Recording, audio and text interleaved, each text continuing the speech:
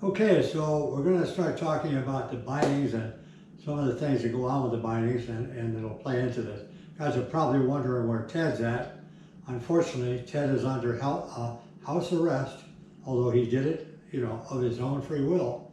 But Ted was caught in the neighborhood due to the fact that we haven't had a lot of snow, running around the neighborhood with little pins poking holes in everybody's hose that was left out that they didn't put away yet, hoping that he could produce snow in the area. Unfortunately for Ted, because he's so eager to board, he was a little bit overboard. So Ted will be appearing later after his self-imposed house arrest is over and there's actually white on the ground.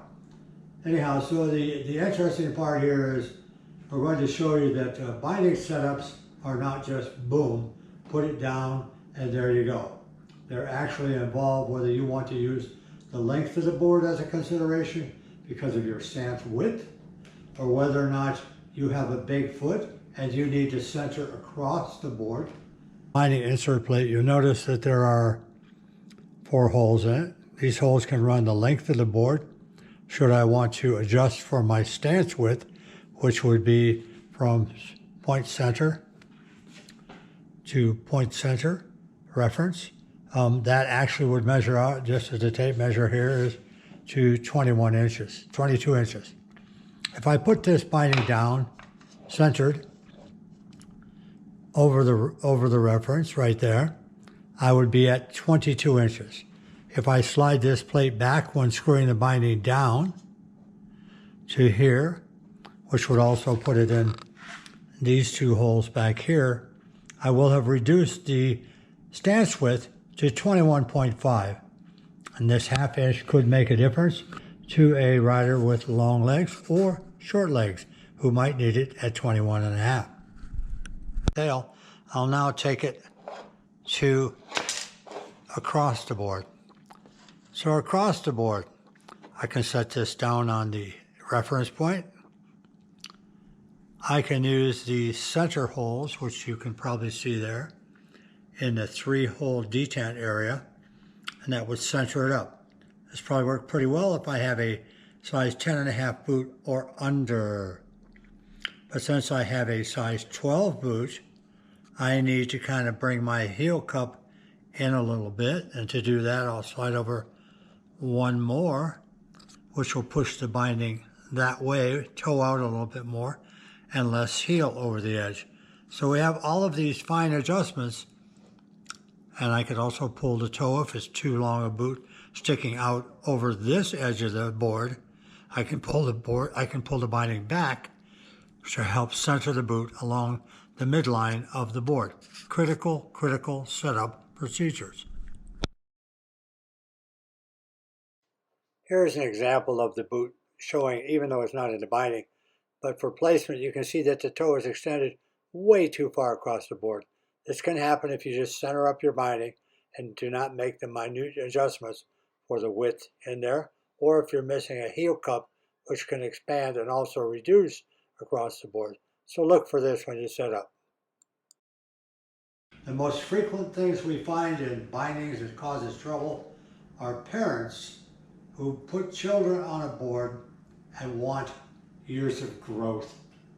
So they want a binding that's too big to start with, and they want the child to grow into it. You're setting the child up for some terrible days on a board in the snow when it's not needed. What's needed is a proper fit with a good boot, maybe an inch or so too long, but let's not go crazy and give them middle brother or big brother's board and say, here, work it out, because you'll lock them up on the heel side only.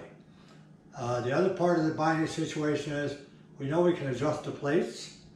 We know we can adjust the footbeds a little bit with that plate movement. But what we can't do on some of the low-end bindings is we're not able to actually adjust the heel cup much. So if you have a young child who has a board and their foot is way away from the toe side, you can pad this area up. Just pretend that I padded this up with some, I don't know, cardboard, plastic, or whatever.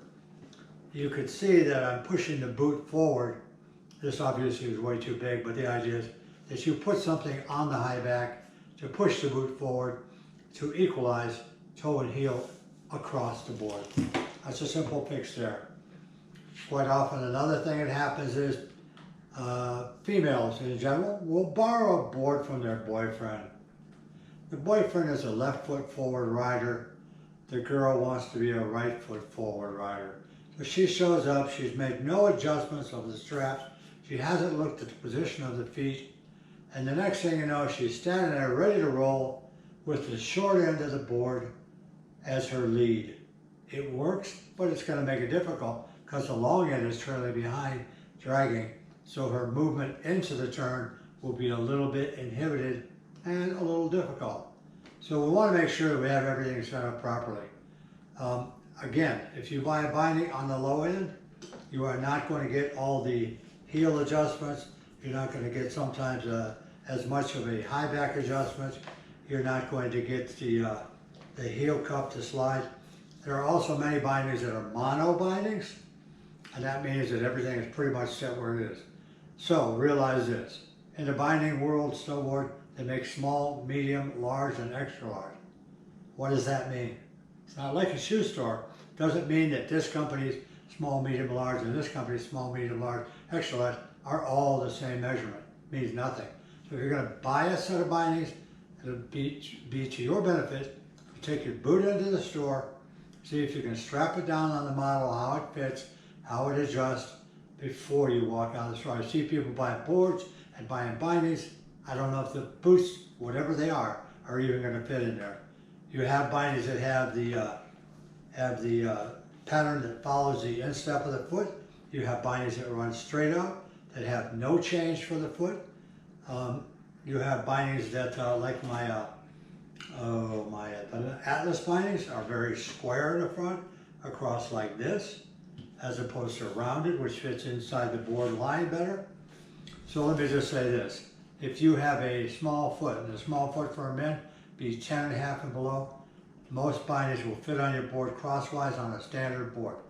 If you have bigger than a 10.5, you're like myself, I'm one of the big feet people, then you need a wide board. But whether or not you need an extra large binding, I don't know. That would be for you to set down in the shop, press it across the wide board, see how it lays, if it's going to work, because you don't want the toe piece sticking out on that binding either. So I think overall we've said enough here to get you a basic understanding. Bindings are not simple, they are a process. The more you pay for the binding, the more adjustment points you have on it, the less you pay, the less adjustments you have. So I want everybody out there to kind of spread this around, let people know that there's more to a binding than just screwing it down. Placement, positions, lines, there's a lot to figure out there, guys. So I hope this helps you guys. Pass the word.